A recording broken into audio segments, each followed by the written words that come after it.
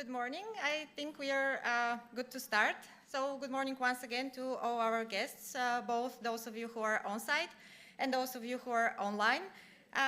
This year, the All NEMO Committee is glad to welcome you back to Brussels, the home of EU institutions, for the third annual conference. My name is Jovka Ivanova, and I'm the Reporting and Communication Task Force leader, the part of the team that stands behind today's organization. For our first edition of the conference 2 years ago, we had Katarina Sikov-Magni as a keynote speaker, and she said that she was sure that this event will turn into an annual event we will look forward to.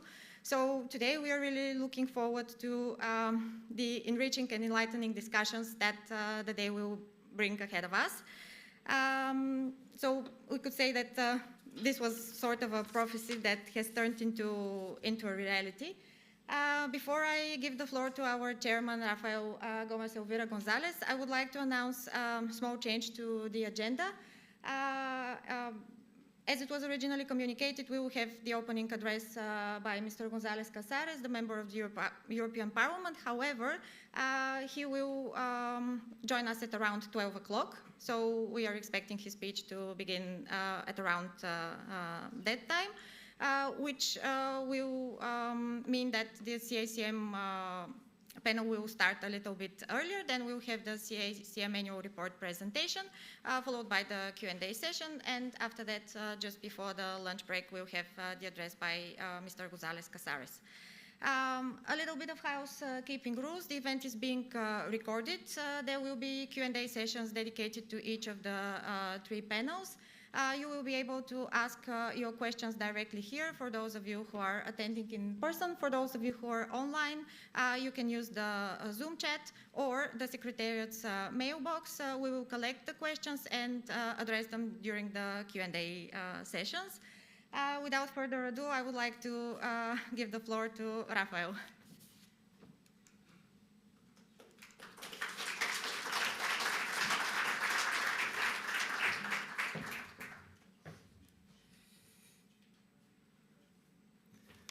Good morning, everyone, and welcome to this third annual conference organized by the NEMO committee.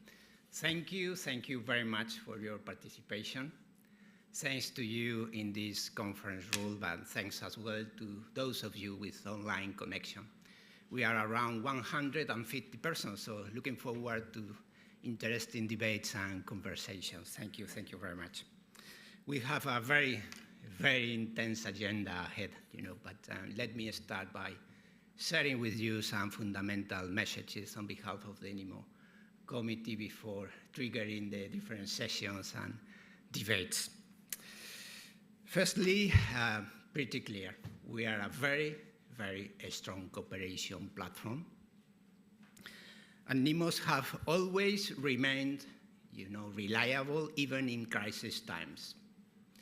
We did so indeed during the COVID lockdowns, but also in the severe energy crisis in 2022.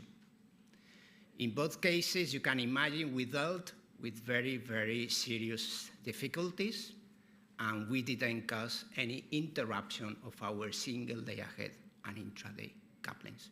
We were fully reliable. Let me refer a little bit to the legislative and regulatory framework. Next year, 2026, will mean 30 years since the first directive of common rules for the European internal market in electricity.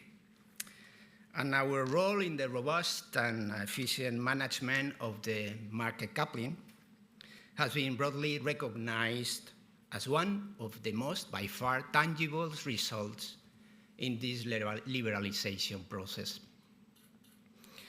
A case in point is the electricity market design reform, which acknowledges the benefits of our single day ahead and intraday couplings. For example, according to this electricity market design, NEMOs and TSOs are to continue to jointly operate market coupling processes. Precisely, it is the NEMO's coordinated management in a multilateral and decentralized approach that has contributed to making short-term markets resilient and fit for operating in very difficult circumstances. So we are a strong cooperation platform. We are 100% reliable. We have full recognition by the legislative framework about how robust and efficient our operations are. And now the bad comes. However, despite this long-standing proven track record of the successful market coupling operations, the European Commission is now proposing a radical recast of the so-called capacity allocation and congestion management regulation, which raises serious concern among NEMOs, both in terms of process but also in terms of substance. Let me refer to the process a little bit. In our view, the NEMO committee strongly believes that the CACM proposal lacks proper stakeholders' involvement because it was just circulated among member state representatives with no consultative process at all.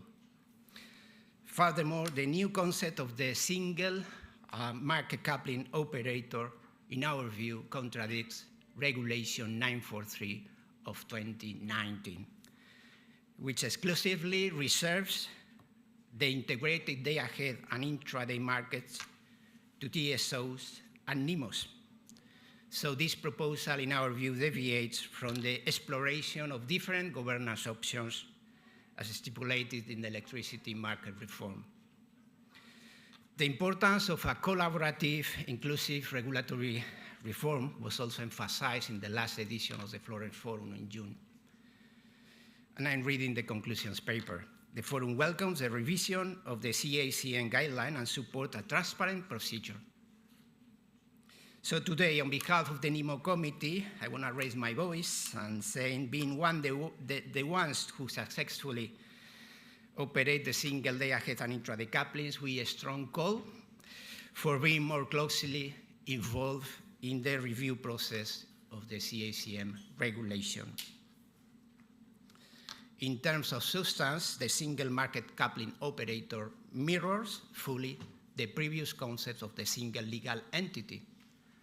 And this proposal was rejected back in 2023 by both co-legislators, the Council and the European Parliament. And let me remind you that even the European Parliament dropped the proposal in the very first reading. The introduction of a single market coupling operator into market coupling processes will introduce systematic operational and financial risk. This doesn't exist today. For example, last year, the availability rate of our coupling was around 99.8. I repeat, 99.8 of the time.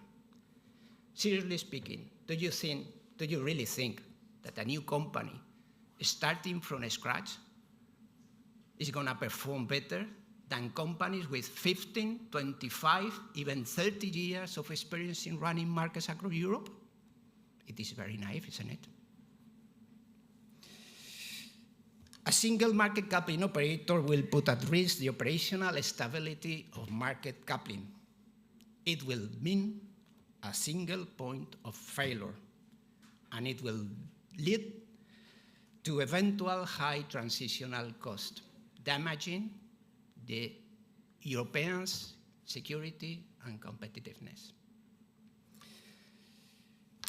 The electricity market in Europe, being the largest integrated electricity market in the world, needs a stable and proper regulatory regime to meet its long-term decarbonization and competitiveness goals and overcome the challenges that are yet to come.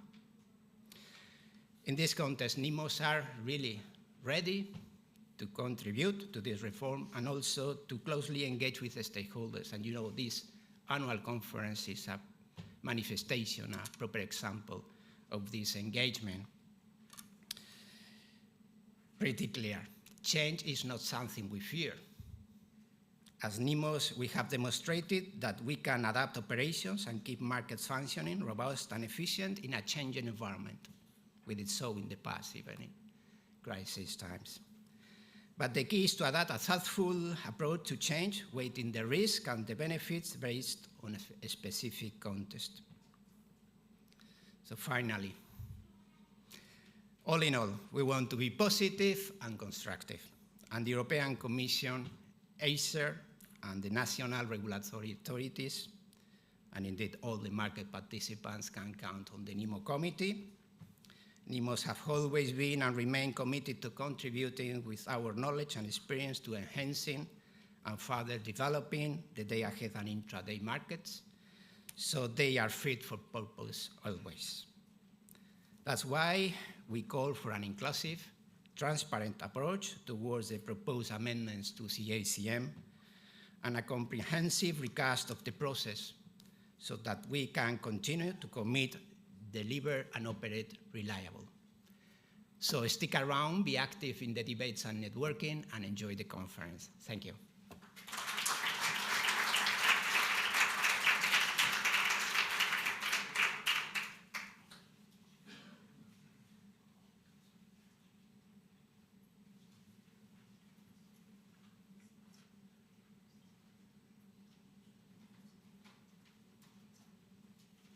Now, I would like to invite the moderators of our first panel on stage. Davide, Rodrigo, you're welcome.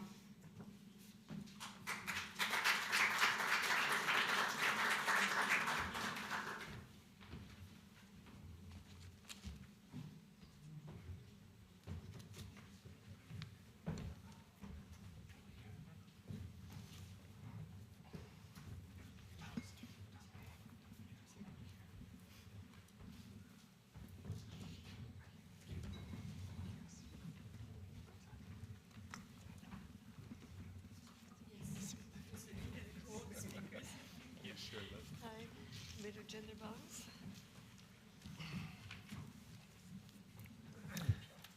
Good morning, ladies and gentlemen. I'm Rodrigo Escobar, head of unit at OMIE, Iberian Market Operator. And today I will have the honor and the pleasure to moderate this panel together with Davide Orifici, Director of Public and Regulatory Affairs and Communication of IBEX Spot.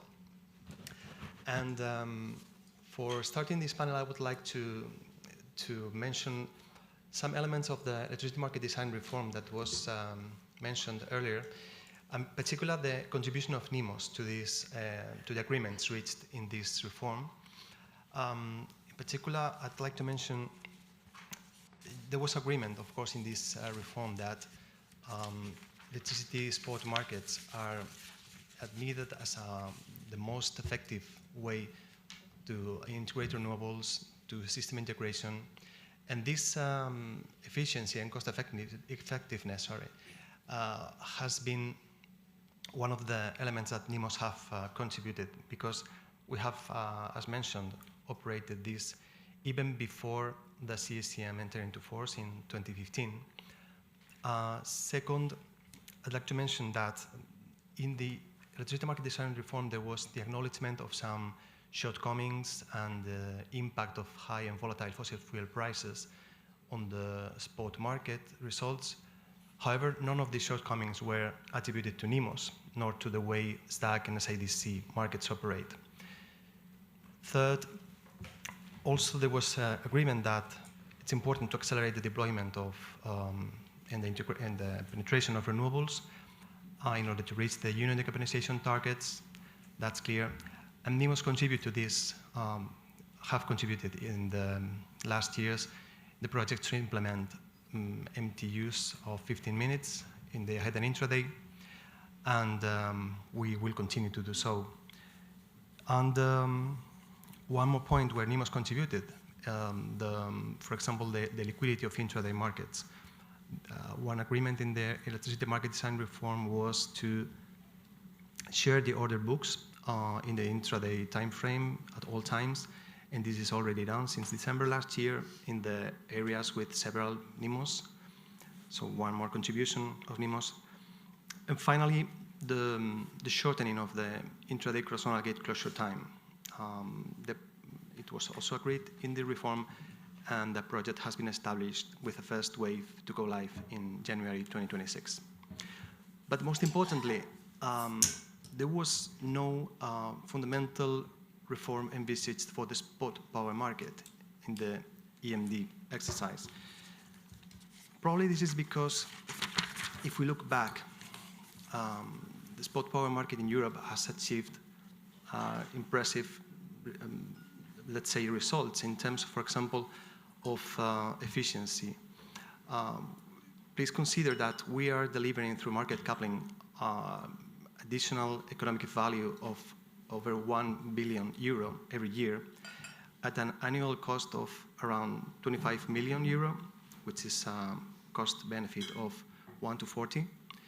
So I think it's important to put this into value. And also it was mentioned earlier that the availability rate of 99.8%, I think it's something also to be considered. And we have also to mention that in the last 10 years since CACM entered into force, only a handful of partial decoupling events happened, and all of them were swiftly resolved. So all in all, I would say we have been living, we hope to keep living a success story. And this is resting on effective governance model from our point of view, on operational trust and legal clarity. And now over to Deputy. Thank you, Rodrigo. Also, very warm welcome from my side. I think the title of our panel discussion today is CACM Evolution or Revolution. It's a question mark because we don't have the answer yet. But this is the nice part of dealing with such important policy issues. I mean, CACM revision has been on the table since many years. At least I remember it started already back in 2020.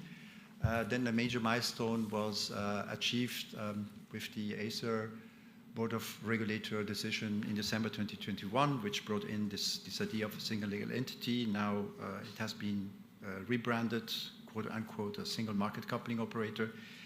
Our chairperson highlighted a little bit really the key concerns of the NEMOs with this proposal, which we think is disruptive and inefficient. He has also pointed out the legal and governance inconsistencies this SMCO will bring about. We have also to keep in mind the higher risk and security to supply and the higher costs. And overall, we think in the context of the European legislation and also in the context of reducing a little bit all the different regulatory frameworks being in place and the overall omnibus efforts that, maybe the current proposal by the Commission goes a little bit too far. Achievements, there have been a lot. I mean, in a certain way today, 2025, we celebrated 10 years of CACM entering into force. And if you look back over the last 10 years, what did we achieve? We have now in place the legal and contractual framework with the market coupling operational plan, with the terms, condition, and methodologies. I have not counted the number of pages, but there must be around thousands of them.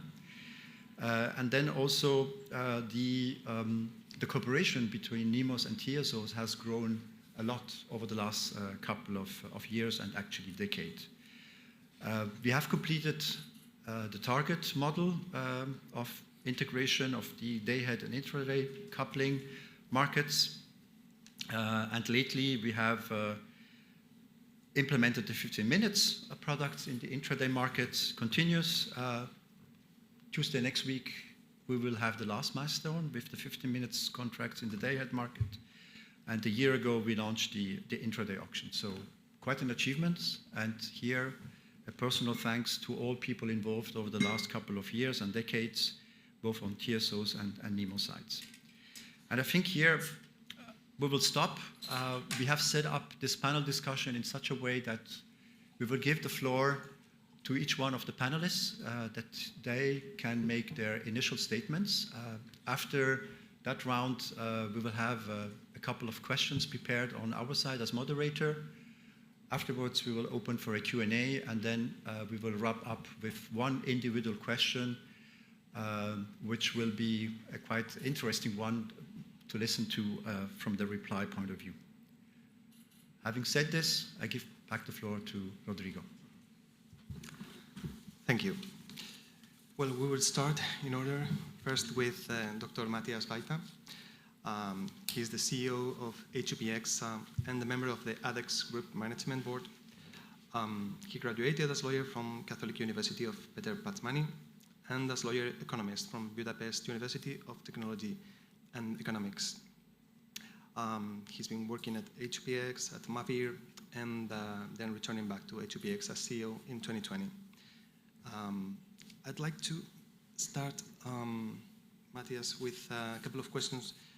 How do you see from legal perspective CACM review, the way it's being addressed, and also how do you see the impact of this CACM 2.0 introduction of SMCO with regard to the potential interruption or delay of the integration of energy community countries? Thank you very much. I hope you hear me well. The presented draft of the CACM is a complete overhaul of the CACM and has a radical approach on the NEMO governance. I would like to analyze shortly the draft from two major aspects: content and the process. And also in the content, I would like to go into two topics, two major concerns basically. The first statement of ours is that it clearly contradicts the co-legislators' positions and exceeds implementing power. This is the first thing. The second thing, it impacts in a negative way fundamental rights of NEMOs. So this is the first part in terms of content, and let's deep dive a bit into these statements. So, exceeding implementing powers. If we read the regulation on the internet market for electricity, it says that the CACM shall cover, inter alia, of course, different governance options, which was also several times mentioned here. Different governance options, so more than one, basically. And if we read the draft of the CACM, the Article 18 says, the title is Establishment of the Single Market Coupling Operator. This is one proposal, not more, not two, not three, one. So this is a clear contradiction. And if we look back how the debate was during the electricity market design reform, then we can recall, it was also mentioned by Raphael, that there was originally the proposal of the single legal entity. And this was clearly refused by the Parliament and the Council. Now the CACM brings practically back exactly the same proposal, which was refused by a higher level of legislators. And this is why we think, once again, that this is not according to the EU rules. This is clearly against the treaty rules of the European Union. Second thing, it impacts fundamental rights. The SMCO has an impact, if we read all the paragraphs proposed there, that it has an impact on the property rights and the freedom to conduct businesses by the NEMOs, because it is forcing them to sell or license, we don't know the exact form, their market coupling algorithm, and it's also preventing them from conducting business in their territories, market coupling services. So, in short, thanks NEMOs voluntarily building up with the TSOs the market coupling regime. Now, when it is working, we take it away from you. Thanks a lot for your efforts. It can be interpreted in a negative way like this, but this is honestly how we feel what is happening. With regards to the process, completely missing the thorough analysis of the SMCO. We did not receive any proper impact assessment and empirical analysis. And we don't know why this proposal will be good. And also the timing of the proposal, it came just before the summer break, blah, blah, blah, blah. And the CACM shall be adopted according to the original plan by the end of 2025. Really a short time to have a good debate on this. What will result? So what will be the result of this process from a high-level perspective? It will put, or it puts, risk on good cooperation between the parties, meaning NEMOs, EC, Acer, because we were not involved and we are imposed to do something which we don't agree and which is not well-based. It puts at risk the trust between the parties, which is the most fundamental achievement and the way of working we should do.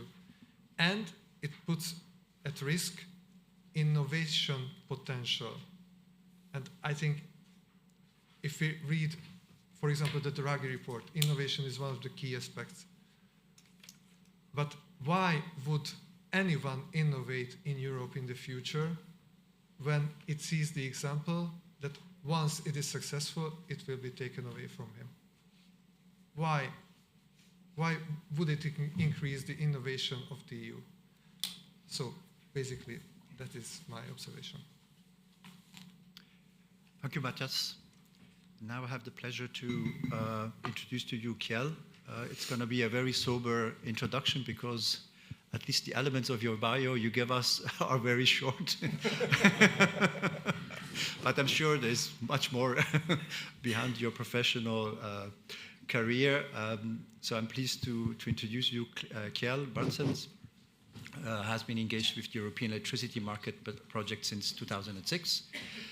He's currently the vice chair of the NSUE market committee.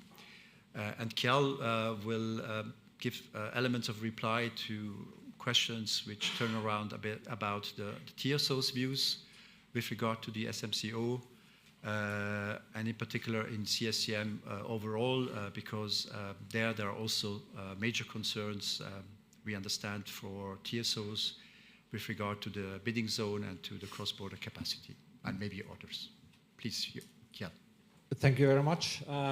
Yes, I will start with some of, I would say, the three of the top priorities from TSO side, and I will also get back eventually to the single market coupling operator. But for us, the TSOs and NSUE, one of the top priorities will be the 70% requirement in intraday. Of course, we do recognize that it is important to have ambitious cross-zonal capacity targets. But from our side, we are really concerned that the implementation of this requirement will lead to offering virtual capacities to the market, and also as an impact, increase the risk on the operational side. We also need to understand that the closer we get to real time, in particular when we talk about also the intraday gate closure time being moved to 30 minutes ahead of real time, there is very, very little time to coordinate remedial actions. So that's why we, from the TSO side, question the implementation of the 70% framework in the intraday time frame. Another topic that is important for us, and maybe this is more of a TSO topic, it is the use of remedial actions. Again, of course, we as TSOs, we are committed to apply remedial actions to maximize available capacities, but we need to be cautious to not exhaust all or a large share of the remedial actions for the purpose of issuing virtual capacities. As we in real time likely need these remedial actions to align with physical realities such as outages, changes in schedules, deviation from forecasts, etc. And finally, and this is, I would think, also important for NEMOs, is some of the implementation timelines. I think many of the proposed changes are relatively complex and resource intensive. It also includes IT, and we know from experience that IT development is challenging for many parties. From the TSO side, we are really requesting that we need realistic transition periods and timelines to ensure a robust implementation. Because very many of these solutions will directly impact safe system operation. And I suppose you also like me to comment on the single market coupling operator. So on this specific topic, we are still discussing this amongst the TSOs, but I would like to say that we really want to underline that market coupling is very important for TSOs. It is an important tool in balancing and dispatching the power system in day ahead and intraday. We would even say it's a part of the critical infrastructure. So we very much care of how this is delivering the results to us as TSOs. And I like to mention a few requirements, and I think these are quite generic, but we should still be mindful of them. We want to have something that is reliable and also secure.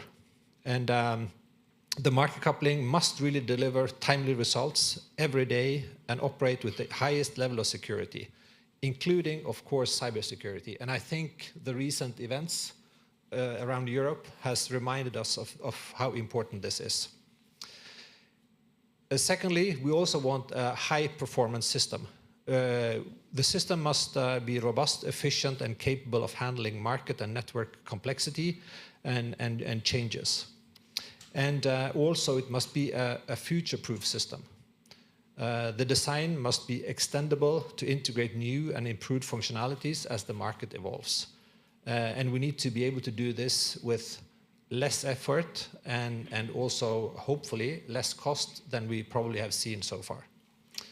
So this would be my introduction. Thank you very much.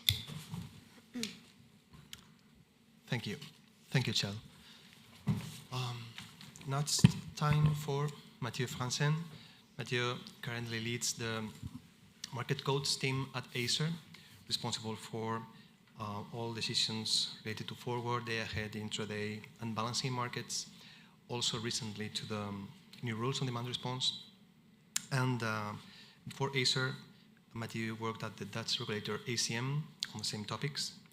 Thanks, Mathieu, for being with us today.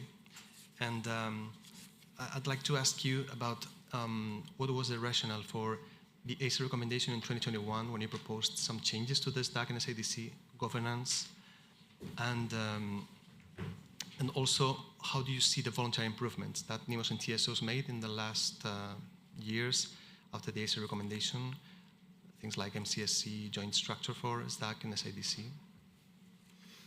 Swing. Thank you. Should I use this or this? That's fine. Oh, yeah? Okay. Good. Yeah, of course, I'm here with a critical audience before me, which I think understand, and indeed also thanks for the invitation. I would like to start a bit with I would accuse or put a blame of a bit of institutional amnesia on NEMOs. Of course, the process of NEMO and market coupling implementation has, in the end, delivered market coupling all over Europe. And indeed, it has delivered 1 billion euros of benefits for consumers every year. We do not deny that fact.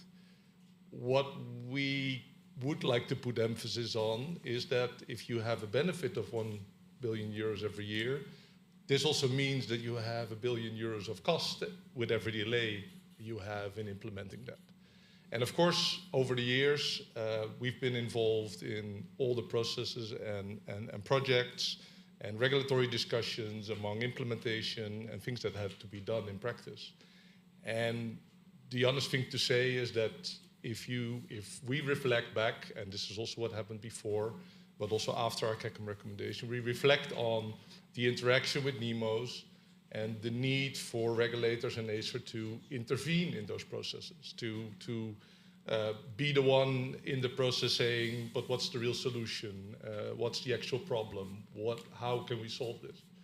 So one of the considerations when we worked on the CACM recommendation was really to separate things, because we see that NEMOs are on one side competing with each other, and on the other side they need to cooperate with each other to organize market coupling.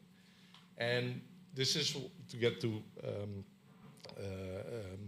our discussion we had in the CACM regulation. We clearly tried to separate out what is actual central to the market coupling organization and what is decentral, or what is competitive versus monopolistic.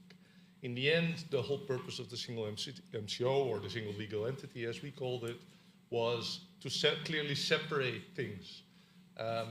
You could say, if you look at CACM 1 with that eye, that actually the intention was already there. It talked about an MCO function. It talked about all NEMOs.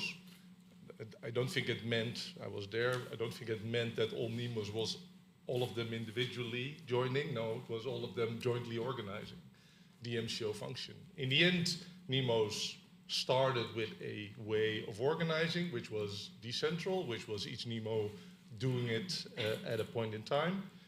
But of course, with the growth of the whole system, this ended up with a rotational mechanism amongst NEMOs, which is untenable. Where would it stop? Why would every NEMO be involved in the daily operation? In the end, I believe in competitive markets. I would assume NEMOs, but maybe even aggregators or other parties would become part of market coupling, and you would have hundreds of NEMOs in the system. You can't make them all responsible for the daily operation. So in this respect, this is the discussion we started. We think that a more central, and to say with central, not unsecure or without a backup, I don't think we ever said that. I think we're pretty clear that any Central European system needs backup, needs operational security. We do not deny that.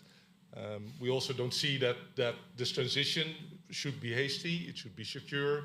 Everybody should be confident that the next step will deliver. So this separation of tasks, indeed, getting back to that. Just let me. Yeah. So. This separation of tasks and this creation of an entity is also something that we discussed before in our recommendation, but we also worked on it later.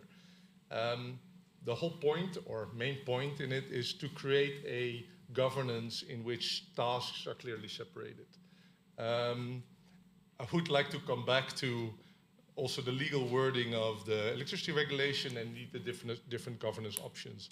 If a company is said to organize the management of its company or of its work it's doing, doesn't mean that the people organizing the management do all the things themselves. No, they should put in a governance structure that works with a board of directors and a management board and everything that is needed, and the people that is needed to operate the system efficiently.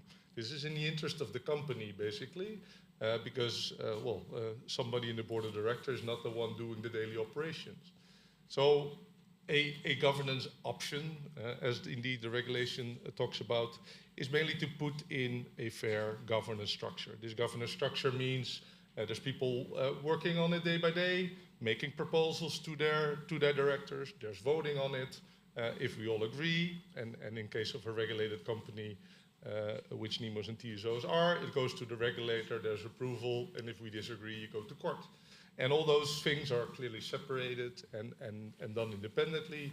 And I think we hope we all understand that well, such a separation also on a regulatory level is something that is, well, I think good to do. On the changes made in the last 5 years in the market coupling governance, I think we see that some changes have been made. There's been a market coupling steering committee created. The internal working structures have been merged under this, but we do still see that there is too much of a how do you say, a bit of latency or a bit of no one making proposals in that process, or no one overseeing or being an independent party in that. I think we recently saw the decoupling events as something that is really urgent to work on, but we still see that Acer and NRAs need to get in to that process in order to make things move and change and be analyzed and come up with proposals. So yes, there are some changes, but indeed, I think as we also already assessed before, those changes in itself don't make something future-proof. We're looking at making a regulation that will work for the next 10 years. And I think also talking with Mario Draghi, I think he also urged speed, basically. And with speed meaning the things that we need to change, that we can change them quickly, and that we have appropriate structures to do that. So, thank you. Thank you, Mathieu. So now it's my pleasure to welcome the member of the European Parliament, Mrs. Tsvetelina Penkova. Mrs. Penkova is a member of the European Parliament and in particular of the group of the Social Democrats. She's vice chair of the ITRE committee and also member of other committees in the European Parliament, the regional development, the internal market and the monetary affairs. Mrs. Penkova is also the vice chair of the group for support of nuclear energy in the European Parliament, and she's presiding the European Energy Forum. She has been previously active in the finance sector, in the banking sector, also as a consultant and a financial analyst in different industry sectors. She holds a master's degree in financial economics from Oxford University and a double bachelor degree at Bocconi University in Milano and Central European University in Budapest.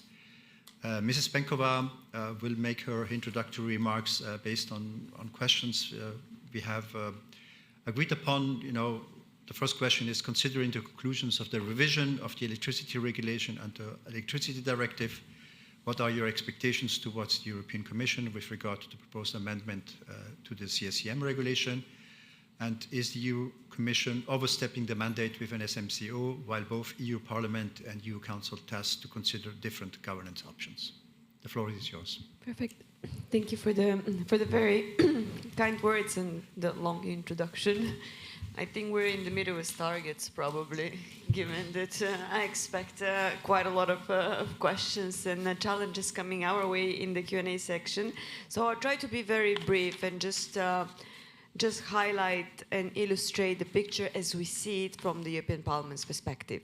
So, first of all, when we're speaking about what the Commission is trying to ensure with all those revisions and regulations, our main goal in the institution is to have reliable, affordable, and sustainable energy in a period that's very dynamic and fast-paced changing, to define it in the smoothest way at the moment. So, having said that, the CACM regulation revision is expected to build on what we have achieved so far in terms of the established base and make sure that we are prepared with that to face some of the new challenges which are ahead of us. which is, of course, integration of more renewable energy in the system, adding the flexibility needed to make it stable and predictable. And last but not least, but probably the most important, ensuring predictable and long-term affordable prices for households and industries. Like this is the underlying principle of everything we're trying to decrease the complexity of. However, having said that, it's important to note that it's from the perspective of the European Parliament, at least, it's not important which specific structure we choose, but the model we use to apply that in order to achieve some of the principles I've already listed. So efficiency, transparency, inclusiveness. And in that point also, from the perspective of the Parliament, it's key to find the right balance and the right coordination between the EU-level centered approach and the member states' involvement.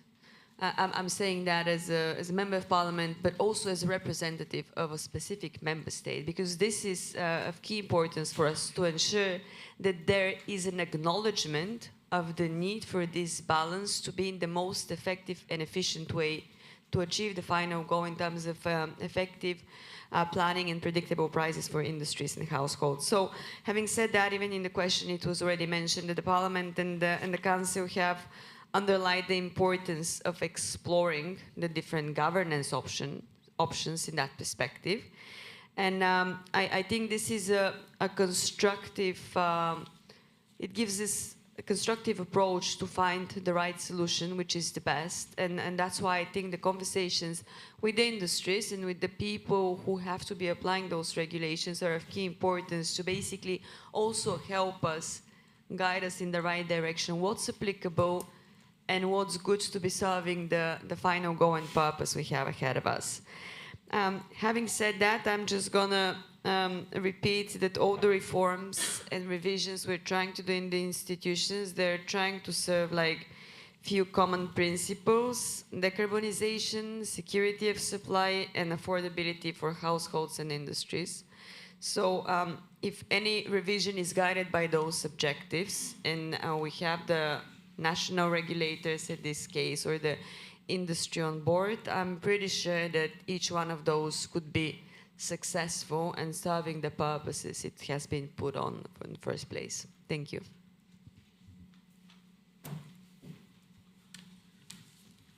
Thank you. Now I'd like to introduce Salvatore Lanza. Salvatore is working for the Italian NRA. Sorry, I lost my papers. In the past 12 years, mainly working in the integration of European electricity market and its extension also to the Balkan region. He's very active, among others, in the CACM task force of the Acer Electricity Working Group and also in the ECRB Electricity Working Group. Thanks, Salvia, for being with us. And I'd like to ask you, from an NRA perspective, where do you stand with regard to these proposals of CACM to the zero? What are the key elements that you see, and in particular this controversial aspect of SMCO? Thank you. Thanks. Thanks for the invitation. Yeah, maybe first thing to say is that here I'm representing the Italian Regulatory Authority, but I cannot speak on behalf of all NRAs. Probably it's already clear, but it is useful to repeat it. We participated into the discussion when Acer recommended a change in CACM, and I have to admit that many of the concerns that Mathieu expressed were very clear also to us. So I cannot deny that the current governance of market coupling has several problems. But at that time, we had a bit different position with respect to Acer and, I would say, the majority of NRAs. And this is why I can frankly admit that the Italian Regulatory Authority voted against the recommendation. And I want to explain why. At that time, we foresaw that such a recommendation would have triggered a kind of conflict among all parties. I don't want to go into the details of technical aspects, but the foreseen consequences of this approach.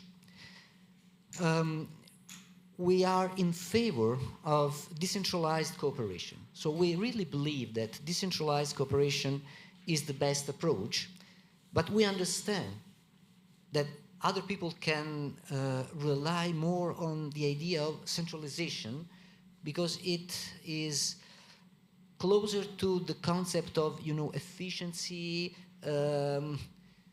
very short decision-making processes. So we recognize that there are merits in centralization, but there is a fundamental flaws, in our views, with this approach. This is an approach jeopardizing reciprocal trust.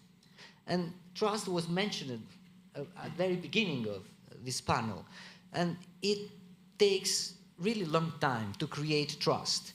Trust not only within each community, so trust among NRAs, trust among NEMOs, but also trust across communities. And unfortunately, what we foresaw a couple of years ago is happening, that this trust created with efforts coming from all parties now is really at danger. And since we have very challenging goals, and we all share all the same goals, so all we want are well-functioning markets, all we want to achieve energy transition goals, we should ask ourselves if we need more, cooperation or more conflicts among us. Of course, this is a rhetorical question, so apologies for such a silly question, but indeed, this is our reasoning. Maybe it could be wrong, but we really believe that in this very moment, we need more stability than changes. We need fine-tuning, but not disruptive changes, because only in a stable and cooperative context we can try to cope with the huge challenges that we all have. So this is my introduction to the question. And going into the details, I believe that CACM 2.0 has several merits. So it's an interesting proposal with, addressing many technical aspects of the current design. And probably we are focusing too much on governance because it's the main topic at issue. And this is another problem related to this approach. It's a bit, in my view, that we are now spending so many energies in discussing governance, even though governance is important, and leaving aside some other aspects that could represent quick wins and really improve the current situation. So this is another aspect I want to emphasize. And finally, with respect to the cooperation among NRAs, we believe that ACER has a very fundamental role. And in its name, we see the word cooperation. So ACER is an agent fostering cooperation among NRAs. And we, at least in the Italian Regulatory Authority, we see ACER as an agent of many principles. So all NRAs are the principles, and we rely on this idea of subsidiarity principle rather than substitution. We do not expect ACER to take over, but we expect ACER to help us to carry out our tasks. And indeed, in the vast majority of cases, this is true. Our interpretation of CACM 2.0 is a kind of deviation from this initial approach, and this could be somehow a concern for us. Thank you, Salvio. So many interesting inputs you have heard. So last but not least, Tom, it's my pleasure to introduce you. You are the CEO of Nord Pool since April 2022. You have held previous positions in the energy sector at Volue, but before that you were active in many positions more in the communication side at Powell, Avaya, and Ericsson. You have started your career at Gemini Consulting and Capgemini in Oslo, here in charge of telecom and media, and you hold a Master of Business Administration from IESE Business School in Spain, and a Bachelor of Science in Business Administration from the University of Oregon. So we have heard the strengths and weaknesses from the point of view of Acer with Mathieu, and I'm sure you can complement that also from the point of view of the NEMOs and of Nord Pool in particular. Yeah, thank you. Thanks a lot, Davide. Yeah, I think there has been a lot of good points here. So, coming at the end of the line, all my points are taken. All my good points are taken. No. No, I think, from a NEMO perspective, we feel a responsibility for the future in terms of having the right setup to deliver on the vision. At the same time, it's also an existential element into this, right, for us. When we're talking about CACM and 2.0 and SMCO. But I think I want to sort of spin it start from a positive angle. I think we agree with 2 out of 3. So, it could have been worse. Could have been disagreeing with everything. The first one we agree with is the vision. We all agree in the vision we have of a resilient, secure, decarbonized energy system based on market coupling, where we utilize the resources most effectively. And we have been a part of operationalizing this for 30 years with success, as has been mentioned. And we believe in the future vision also in terms of the green transition. And we are a part of, and we are dedicated in enabling it.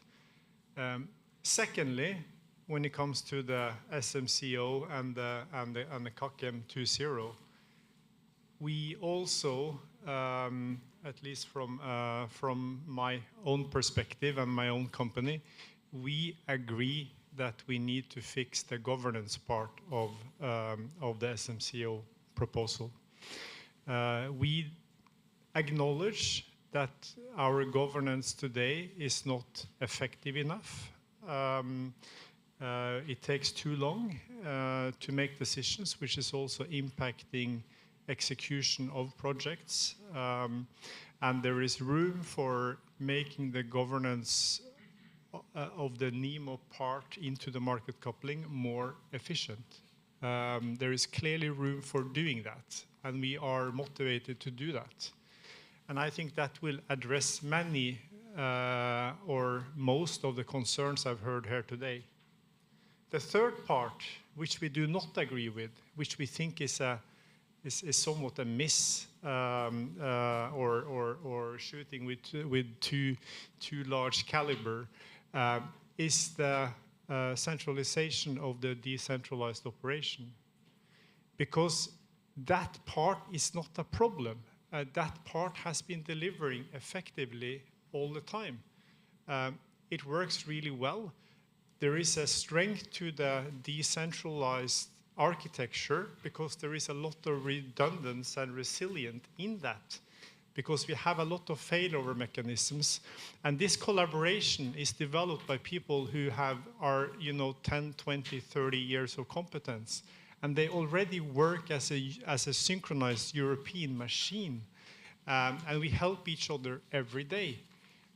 So instead of spending 5 years trying to build something that doesn't exist to replace something that ain't broken, and we don't know the cost of it, and we don't know the actual risk and the level of difficulty of doing it, we already have a mechanism in place which is not the single point of failure, but which is redundant. But we need to also acknowledge that we need to keep improving the decentralized operational architecture we have, and that we will do. But we won't replace it with something which we don't know really what it is, how much it's going to cost, how long it's going to take, if we're going to make it, and having also a single point of failure at some point in time. So we agree with the vision. We agree with that we need to fix and make the governance effective compared to what it is today. And we need to maintain the strength of the current decentralized market coupling operations and evolve it. Thank you, Tom. So we will now open up a little bit the debate among the panelists before we move to the Q&A. So looking at the fact that back in 2011 we had the CACM framework guideline, which was 17 pages long, the CACM 1.0 now in force, which is 49 pages long. The recast, we counted the pages, they're almost counting up to 90. The question to the panelists, are we in a trend of over-regulating the day-ahead intraday markets or not? It's a very, very high-level discussion and question. Can I count on you, Mathieu, to give a first reply to that question? Does this work? Okay. Oh, that works. Okay, I'll use it. I was saying, is it a rhetoric question to ask to a regulator on the European level? So I think the number of pages in itself are not a reference. I mean, I worked on CACM 1. We already had a lot of work on putting that together. I think what we did on recommendation was to find a balance between what we regulate or define or oblige on a European level, while also making sure that there is is flexibility in setting the rules and changing them over time. Because we also recognized that maybe with the beauty of hindsight in CACM 1, we fixed things that we might have better kept flexible, and vice versa. We didn't include things that might need to be regulated. Of course, this means more text. I don't think it means that we set more operational rules directly in the CACM regulation. I think we actually provided in our recommendation more basis for having subsequent approvals. I know some don't like it because they rather have a legislative debate on things. But I think it showed we can't foresee what will happen in the next 10 years, all the details, all the changes. So you need some level of balance, of flexibility between actually setting the rules and being able to change them on a regular basis if there's general agreement to do so. So I think the CACM regulation in itself provides a fair balance of that. And of course, it's quite a fundamental piece of legislation in the end. It defines day ahead and intraday market. It defines how allocation works. It defines how capacity calculation works. It also defines bidding zone review, tag. There's all sorts of aspects also being added to it. So the fact that it's longer in itself, I don't think is a issue. I think in the end we have a more, if you look overall, there's also how we recommend it, a more flexible piece of legislation in the end. Thank you, Mathieu. Salvio, something you would like to add also from the national NRA? Compliment. So I totally agree with Mathieu that the matrix is not the length of the regulation or the number of articles, but maybe we should distinguish between two approaches to regulation. Well, economic theory says that we may have different approaches to regulation. One of them are performance-based regulation, and the other is command and control regulation. So in Italy, at the very beginning, we mainly experienced command and control, meaning that the regulatory authority set a very specific list of rules, imposing the way the regulated entities should operate. So this is an approach giving less, freedom to the regulated entity to decide on the tools used, and of course pay attention on the procedures. The other approach that indeed at national level was developed in the very recent years is the so-called output-based or performance-based, meaning that we set goals and we leave the regulated entities the freedom to achieve the goals. So we believe that this second approach is more promising, and it could become, the inspiration also for, EU regulation, not only national regulation. So I would suggest to shift the debate on these two models, rather than, measuring the length of the regulation. Thanks. Yes, of course, the question was rhetoric, but looking already at the sheer amount of pages, what is included there or not is already triggering some good inputs. Anything to be added from the NEMO's point of view? Please, Matthias. Thanks. Maybe just one remark. I also think that solely the number of pages are not that important, but of course it's somehow showing the intention to regulate more the activity than before. So something is in the additional pages, of course. But maybe we should concentrate more on how we get there until we have the final wording. And also Mathieu was mentioning, and Svetlana was also mentioning, the discussion, the conversation. Mathieu, you said that the discussion we started, and Svetlana was saying that the conversation is important.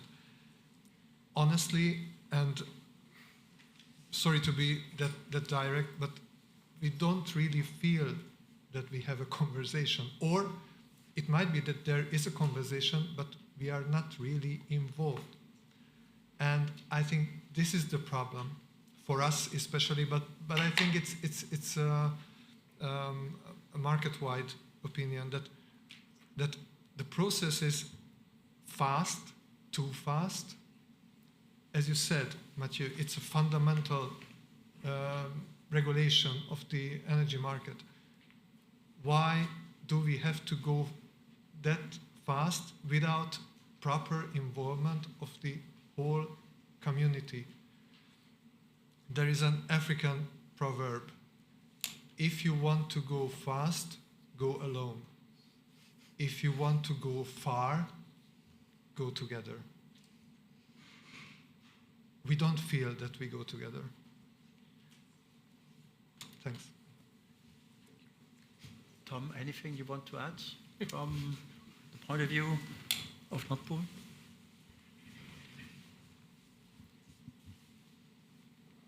No, I think maybe I could maybe be a bit more specific on the governance part. I think without having everything sort of lined up, I think we need to, on one hand, we need to get rid of the anonymity voting, which I think is a big obstacle to progress. So we need to move towards a QMV, and I also think to address Matthew's point about too many coordinators. There are also things we need to do there to reduce the number of coordinators because there is a limit to how many you can collaborate on that. So I think those are the things that we have a pretty clear plan for that we will also put forward in the next few weeks. which I think is important to put substance behind what I said around acknowledging that we need to improve on that side.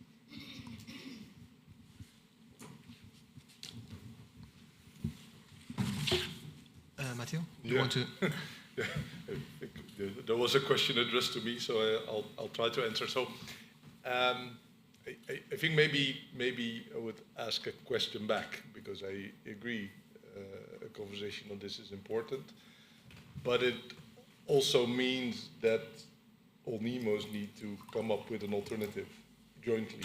I mean, so this discussion is about we do something on the EU level. We seem to be in some agreement even here that something needs to be done on the governance. But until now, I've not really seen a all NEMO joint proposal. I think even more dissenting opinions. An all NEMO proposal on what your suggestion on a proper governance for the future would be. So I think I also challenge NEMOs on that, because yeah, as far as that is not on the table, it's also hard to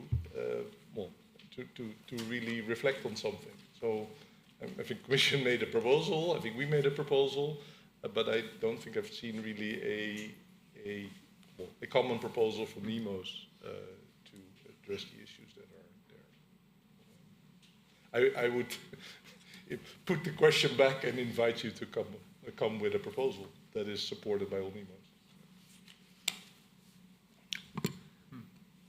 I'd like to put another open question to the panelists. Several of you mentioned decision making, and in fact the proposed recast is putting a lot of decisions on Acer, including on market development and operation, which is a novelty, I would say. So on detailed aspects of the operation, there's expectation that Acer will decide on many aspects. How do you see this centralization of decision-making in an EU agency for operation? Who would like to start? Svetlina?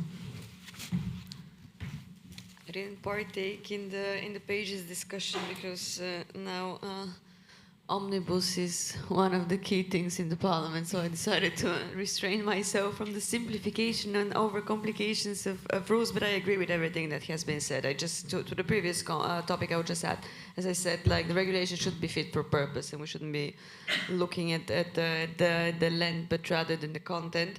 So coming back to the role of Acer and how it should be balanced out with national regulators, I think it's very clear from the perspective of everyone here in the room that Acer is playing a vital role at the coordination when it comes to the European level, and especially when it comes to the cross-border markets. At the same time, we have to acknowledge that the national regulators, they're more familiar with the local context and with the local challenges when it comes to the specifics of the market in different regions or different member states. So, of course, I think the right balance to find in terms of coordination and communication between the operators and regulators and the consumers, of course, keeping in mind their consumers, is one of the vital points of discussion. And more or less we are agreeing in the same direction, but I think we have to figure out the way to do that.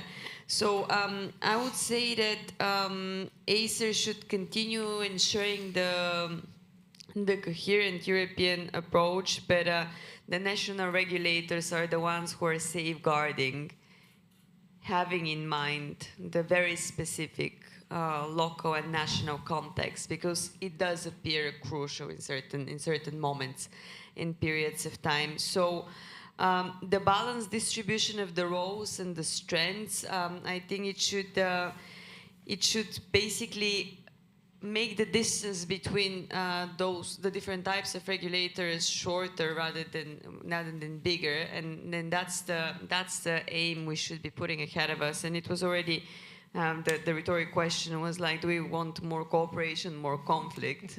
I guess if we work towards more cooperation, however, acknowledging that Acer and the national regulators, they do serve different purposes. They're not competing, but they have to be working together. Thank you. Anyone else? Chad? Yes, I think when we talk about the capacity calculation and allocation, which of course are very critical processes for TSOs, it is really crucial for us that any centralization on decision making on central level fully consider also the operational implication. I think we mentioned today the 70%. This is sort of a political decision, but it has real operational consequences. Ultimately, for us as TSOs, in the end, we are responsible for safeguarding the power system. And that's something, it's a role we cannot really give away. So that would be my comment to this. So please also consider what will happen when we put this into operation.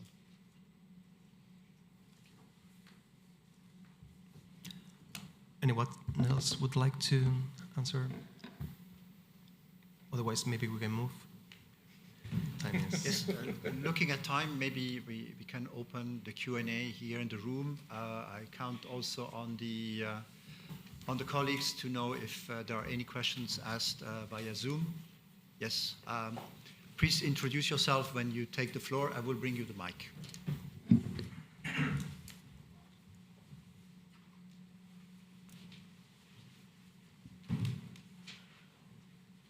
Thank you very much, Daniel Petrenko here. I have a question to Mathieu, actually, as an only proponent of the single legal entity. You talk a lot about the governance, but what really is an interesting question is about a phase of the algorithm. So do you foresee that for this new single legal entity, the new algorithm should be developed, or this single legal entity should buy the existing algorithm from the current ownership of this? And in case it should buy it, you said that it saves like $1 billion a year for consumers, so the price for it would be €1 billion. Yeah, I think the CACM draft has some provisions over this, and maybe more pointing to what Kjell said before. I think it's not like sensible to, just thinking of the word, but sensible to think that a governance that we started 10 years ago would, without any development or maybe even redevelopment in all the IT developments we see, be working for the next 10, 20, or maybe even 30 years. So I think looking at the algorithm, how it performs, indeed, or redeveloping or further developing or buying a new one, I think should all be a possibility for a new entity. Or for a different kind of governance model. I think left or right, this is part of the process. I think TSO has also recently published that they're starting a study on looking into how to organize all the systems, which in our view is completely sensible. I think it's what a regulated entity in this market should engage in. And I think it also, maybe to I don't know if that is the next question you want to ask, but maybe let me see if I can guess it. Also looking, of course, at the extension of the market into energy community countries, more countries being part, more borders, more entities also on a local level. This all affects the performance of the system, and in the end, in order to keep it secure and keep it functioning, you need to continuously develop. And that indeed might mean at some time maybe buying something new or developing what we already have. Actually, my next question was not about NC countries. It's not about it. Go ahead. It would be really unfair for me to bring the discussion here in the European Union. Can you speak a little bit louder? Yeah, sure. Yeah, sure, absolutely. So a little bit slower because... Okay. So basically, you foresee that another algorithm can be developed. And in this case, what would you say in case, for instance, the other algorithm would be developed, but the current NEMOs won't go for it. And so there would be two market coupling. One would be on voluntary basis with the current algorithm, and another one would be with this new developed algorithm. Can you see the competition between two algorithms? Or it's impossible in your head? Thank you very much. I think this is a rhetoric question. No, I mean, I started with saying we see, and this is also what we discussed in the CACM recommendation, we really try to separate the tasks of NEMOs and on bid collection, on settlement of trades, but I think we were very clear that in the coupling phase there is one algorithm and it operates all the markets. Because well, what you're maybe alluding to is what we had before we had a single algorithm. And I think we also concluded that that wasn't the way forward because it leads to all sorts of timing issues. I think electricity markets are constrained in time by definition, and we see that there's a lot of subsequent steps that need to be taken or preceding steps. So integrating more into one system is the way forward. I don't think the day has enough minutes to do everything separately, especially because we have intraday and balancing markets following. Thanks a lot. I give the floor, I think, to Jovka. You have a question from the audience, virtual one? We'll check. I don't see any hands raised, but a kind reminder to our online audience as well. Oh, we do have a question.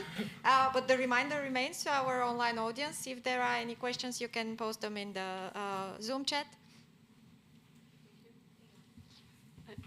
I just come here.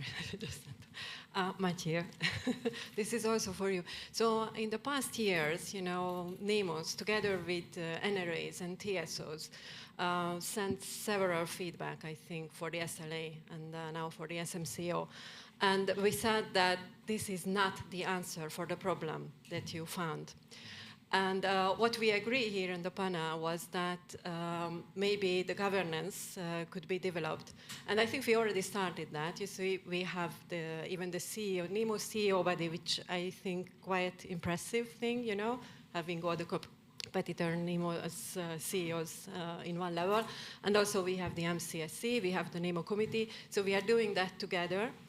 And Matthias already asked that. So if you think it's not enough, or we could develop it more, maybe we could have, together something, because it's really missing. We didn't see any study or impact assessment that how your solution would be a viable one, could work.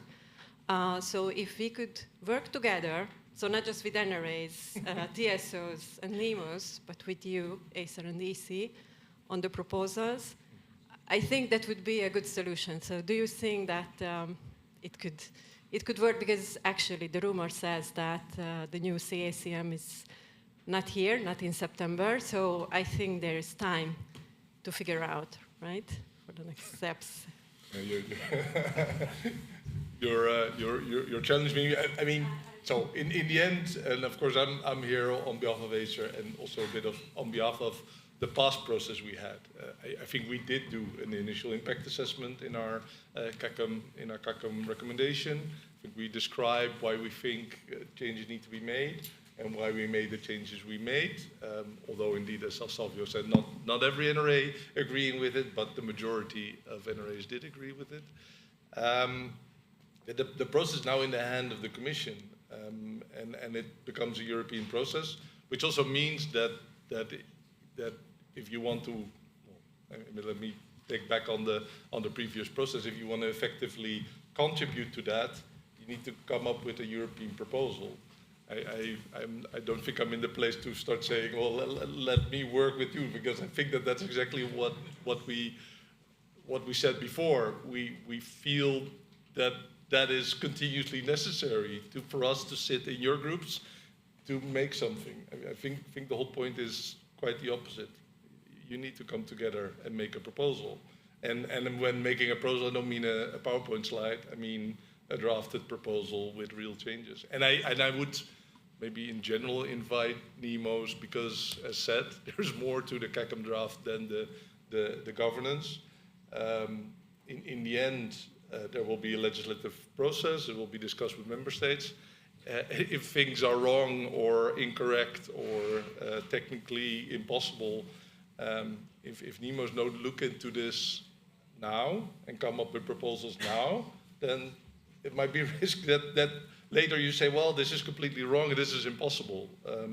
This is the point in time where also the technical details need to be figured out and principles need to be set. So it is not only about the single MCO, there's a lot of other parts to the proposal that also need your assessment. And we'll do our best to make sure that it's correct, but I think we need your input as well. Any further questions from the audience? Christian Baer, Secretary General of Europex. Okay, thanks for the introduction already. Yeah, I actually wanted to ask a question to Mrs. Penkova. We have a very good democratic tradition in Europe that big decisions are taken at level 1 by the co-legislators. Technical decisions are then taken at lower levels, including in implementing regulation, as is the case for network codes and guidelines.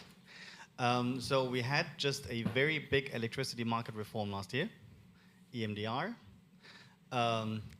As was already referred to earlier, the single legal entity was clearly rejected.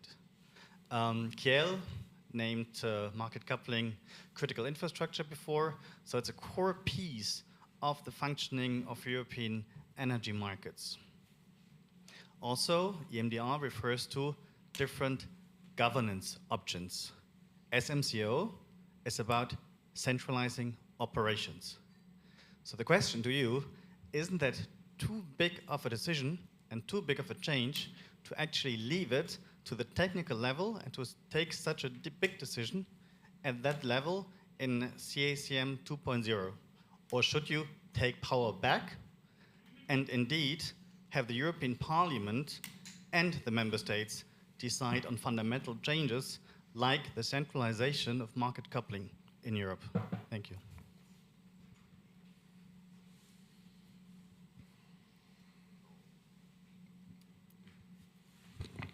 Sorry. Oh, it is a very difficult question, and I'm not going to even try to speculate on that aspect, because in terms of the technical complexity, that's why probably some of the things are pushed. However, I do understand your feedback when it comes to more the political will and the political level, because this is more in terms of the approach, not the model that's going to be used to be implemented.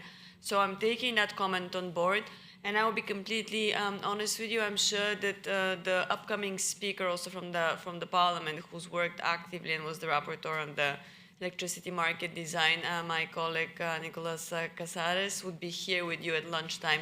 So he's going to be better positioned to be addressing some of those questions at a deeper level. I'm completely honest with the audience at the moment. Thanks a lot. So I think we still have 5 minutes left. I hand over to Rodrigo if there are no questions from online audience. Yes, next one. Hello, Please. Andre Mazza from OT, and serving also as intraday co-chair. I have maybe a question for Salvatore, and it's related to the powers or new powers of Acer in the proposed regulation. Connected to regulation of costs, as you most probably know and expected that question. Aren't you a little bit worried that by new role of Acer, having a judging role of efficiency of the cost and expenditure, but also having the role in approving the budget and appointing the management board of the single MCO, you are getting into a little bit biased position where basically Acer will be controlling the work of the board and of the expenditure of the budget that they approved in the first place? Couldn't there be a conflict in those two roles? Because in NRA's world, this is usually separated, the decision-making and appointing role from the efficiency and cost expenditures. Yeah, thanks, Andre. Indeed, you are going into the detailed aspect of the proposal. So I have already expressed my reluctance to accept the approach as a whole, as a centralization. But if we go into the details, indeed, we also raised this concern, and I'm not revealing any secret, because there was already a first comitology meeting and the opportunity to send feedbacks to the Commission. So I took part in the internal debate in Italy with our ministry, and it was noticed that in our regulation we do not mix the regulator and the regulated entity. So I can give you an example. In Italy, it would be completely out of scope if the Italian regulatory authority would have the power to nominate the CEO of Terna, the Italian TSO, for instance. So this is a very clear principle in our case. I can imagine that this is not the intention of the Commission in the CACM 2.0, so I can exclude that this is intentional, because of course it would be completely against the basic principles of regulation, but indeed the way it is written could give the impression that there is no clear separation, as you said, between the regulating entity and the regulated entity, with this approval of the board of management, approval of the budget, and so on and so forth. So there are also technical aspects making this proposal really not robust. But as I said previously, we reject the proposal as a whole. We are, of course, willing to discuss the details, but we do not consider very useful to go into the details, because otherwise we would admit that there is something good in this centralization, and we do not see any positive, effects in this centralization. Thank you very much. Well, looking at time, we would love to continue the discussion with these panelists. It has been really interesting, but we need to close the point now, the panel, and give the floor to the following point of the agenda. So thank you very much for all your contributions. Looking forward to continue the discussions on a bilateral level, and big applause to all of them.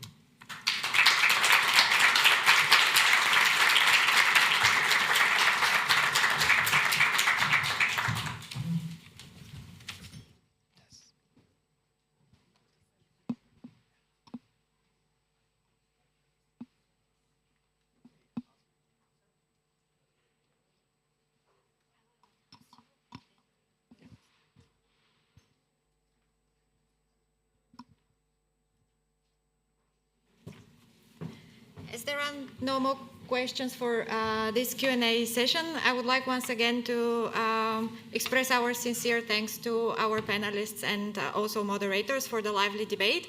While this policy session was a little bit forward-looking in itself, now we head on for the next session, which will be backward-looking. This is the presentation of the CACM Annual Report 2024, where our colleagues from the Technical Task Force will guide you through the details of the report from covering last year, which for the first time includes data on the intraday auctions that were introduced back in June. Over to them.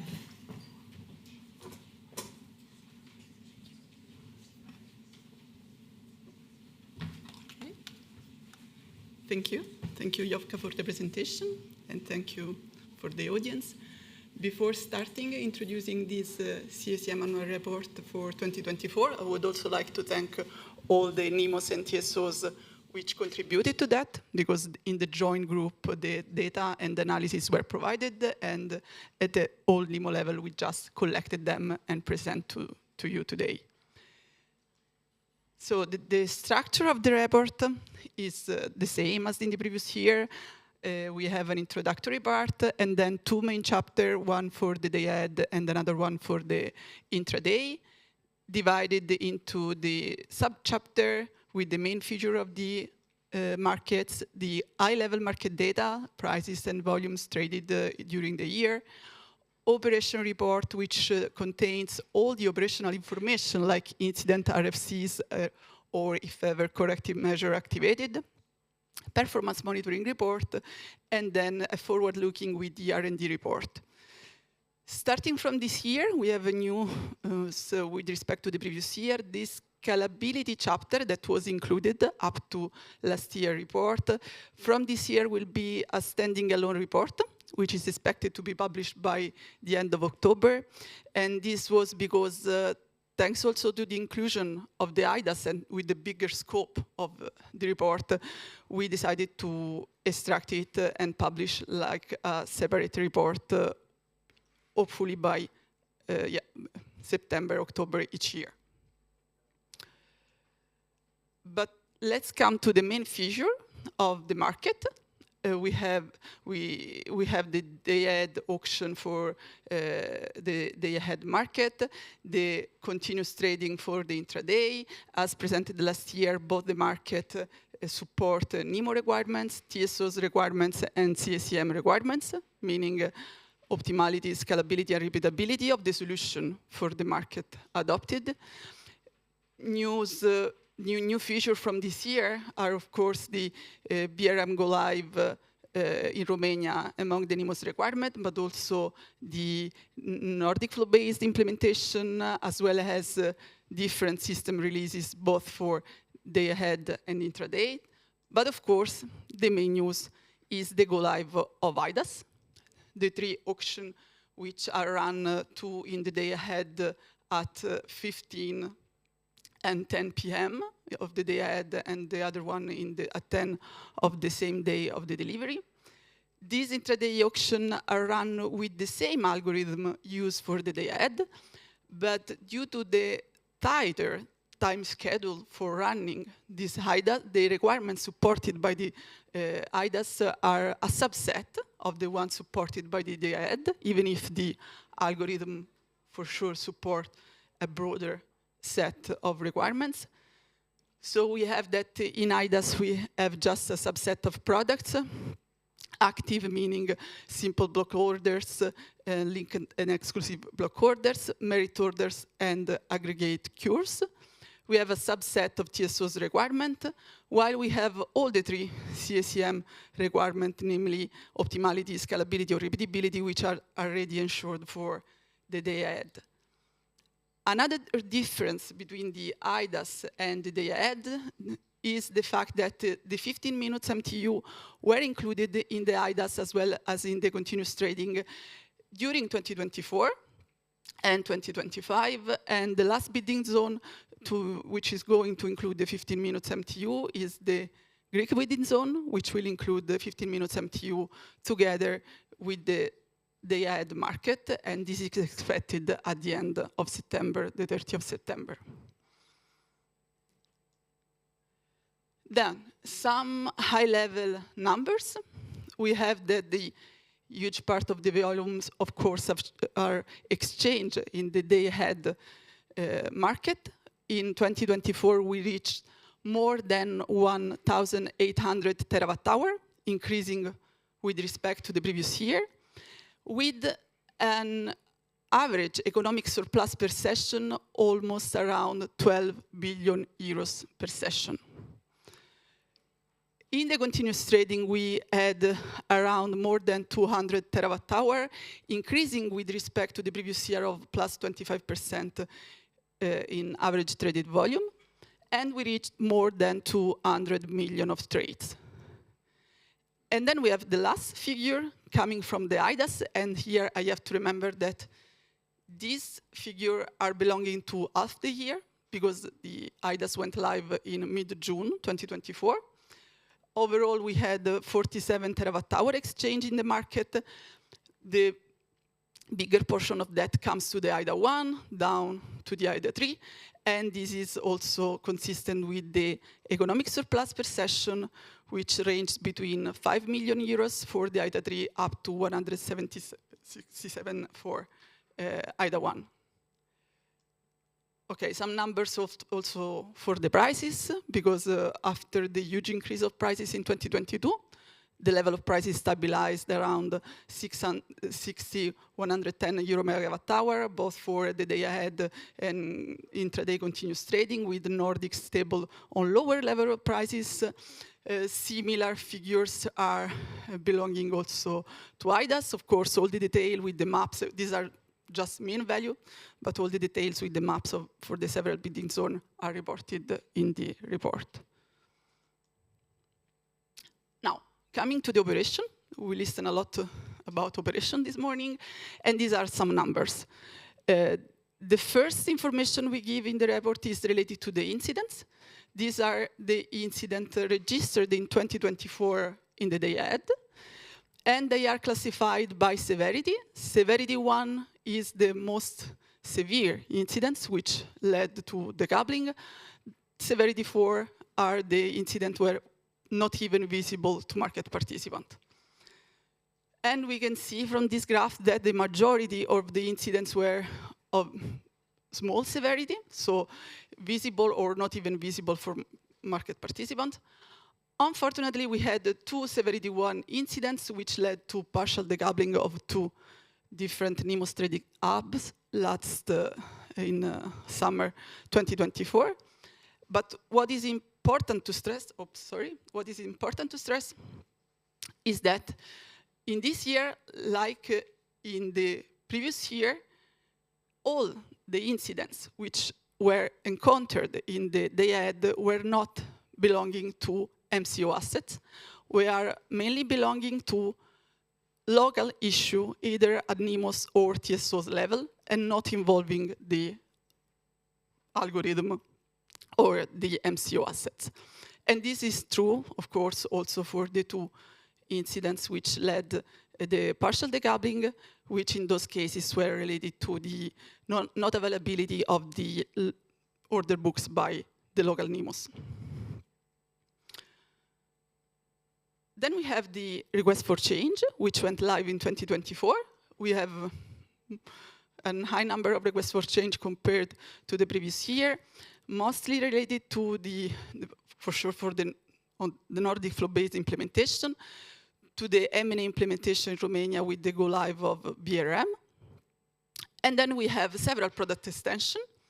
We have the stepwise curve activation in Italia bidding zone at the very end of 2024 with the phase out of PUN orders, the introduction of core table blocks in other trading hub, and the introduction of parent block linked families as part of a exclusive group in Apex Spot and MCO trading hubs. And then as for the other year's report, we have different system releases more updated in order to face the challenges from the algorithm, both for the PMB and for Eufemia.